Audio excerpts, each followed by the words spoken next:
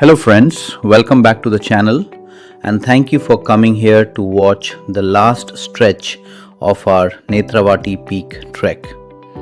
If you've been with me since part 1 and part 2, you already know this journey hasn't been easy, but it's been special. In part 1, the journey began with that raw jeep ride. From the homestay through rough forest trails all the way to the trek base point, setting the tone for what was coming next. In part 2, we entered the forest, crossed the checkpost, walked through dense greenery and crossed multiple water streams, where we knew the easy part was officially over. Somewhere along that journey, we realized one thing very clearly. Netravati is not just a trek, it's an experience. And now in part 3, steep climbs, rolling clouds, breathless moments, hidden views, and finally standing on top of Netravati Peak. So if you haven't watched part 1 and 2 yet, I'd strongly suggest you check them out first. And if you're enjoying this journey, hit that like button, subscribe to the channel, and let's begin. This is Netravati Peak Trek, the last stretch. Let me tell you this honestly, this last 1.5 to 2 kilometer stretch, it looks small on paper, but my God, it's a beast. And I want you to experience it exactly the way we did. Do you see those dense dark green patches down there? That's where the third water stream was. And trust me, just climbing from that point to where I'm standing now, my lungs were on fire. Every step after that felt like a battle for breath. The moment we started the final ascent, we realized, अरे ये तो expectation से ज़्यादा ही steep है. Every time we reached a flat point, another steeper one was waiting ahead, like a mountain saying, "Chal, dekhte hain kitna dam hai." I kept stopping, not just to admire the view, but to catch my breath.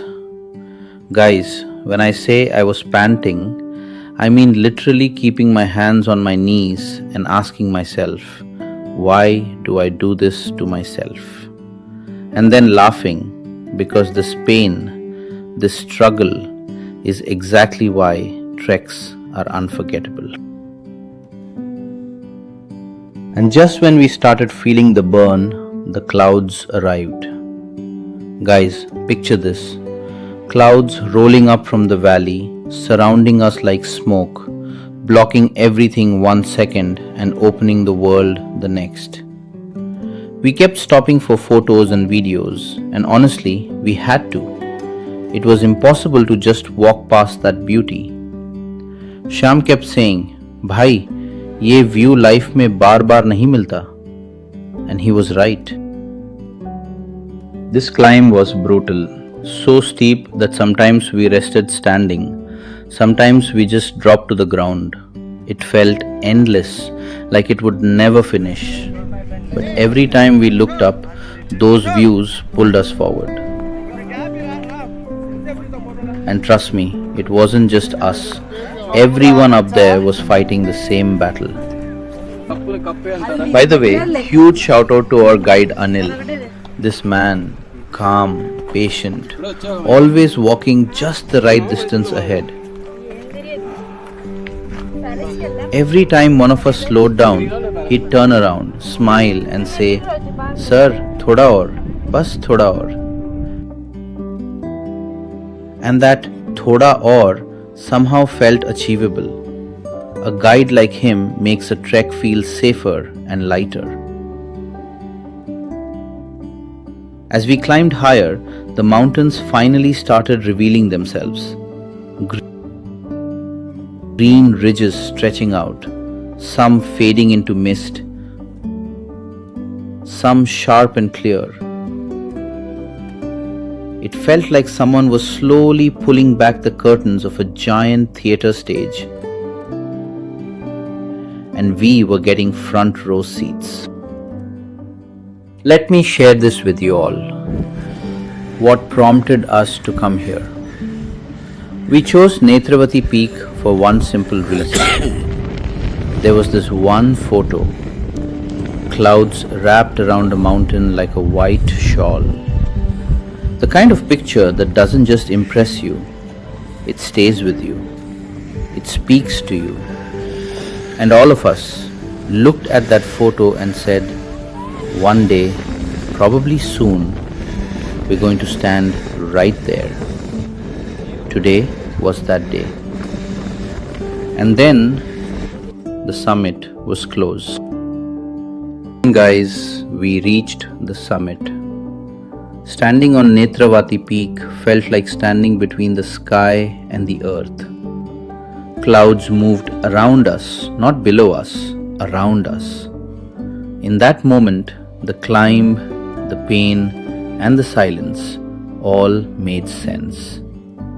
Just saying this gives me goosebumps even now. We all stood there quietly for a moment. On one side, far away, was the Rani Jhari viewpoint, hidden behind thick clouds today. On the other side, a few kilometers apart, stood the legendary Kudremukh Peak, also covered by clouds. Lucky trekkers sometimes get a glimpse of Kudremukh. Still, we could get a brief glimpse of the legendary peak. Guys, the clouds were doing magic. There's a nearby peak called Gorilla Gudda, and watching clouds rise from the valley and swallow that entire mountain was like watching nature breathe. Slow, soft, powerful. Moments like these remind you why mountains attract people again and again. Not for views, but for feelings.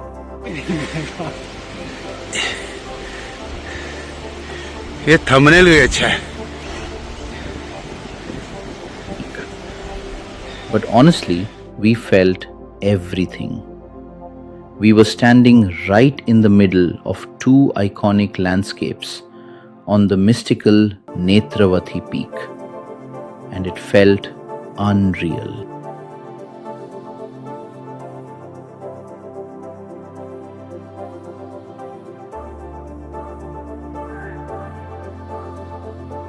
After spending enough time soaking in the summit, we started our descent. The same mountains that looked intimidating earlier now looked peaceful and familiar, almost like saying, "Good job, ab aaram se jao." But guys, let me warn you, descending was no joke. The ground was slippery, grass wet, and one wrong step and you'd go sliding down like a cartoon character. We kept holding on to each other's, trying to firm our foot properly on the ground and balancing ourselves like tightrope walkers. There were moments where all of us just burst out laughing at each other's slip-ups. As a souvenir, there were a few more photo moments too. And then came the streams again. First stream on return leg. More rocky, more energy. We dipped our faces, splashed water, and enjoyed the cold breeze.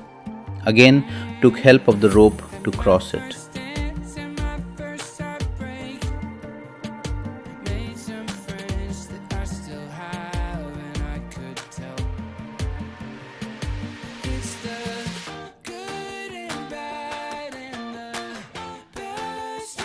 After a bit of walking through narrow path, we approached the second stream, the smallest one, the one we didn't show you earlier.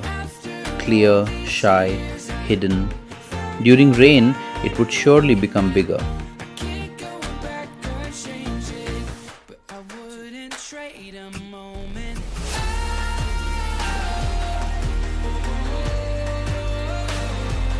Third stream, our favorite, wide, cold, rushing with speed. We played like kids again, completely forgetting that hours ago we were dying on the slopes. We had crossed all the streams on the way back, and now there was just one thing left, a long silent trail leading us back to the base point. Finally, after a long downhill walk, we reached the parking area. And let me tell you, that jeep looked like a luxury palace. We hopped in, tired but smiling, and the jeep bounced us back through the misty forest trail. And just like that, we were back at the homestay.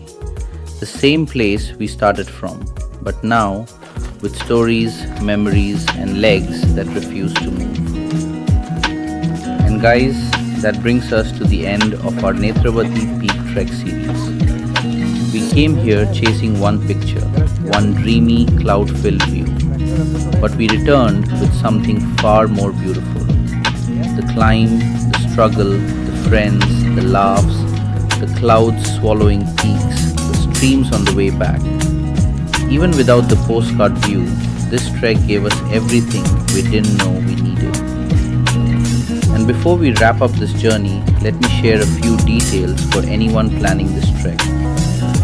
We did this trek in September 2025, and we went with a travel group called Incredible Karnataka.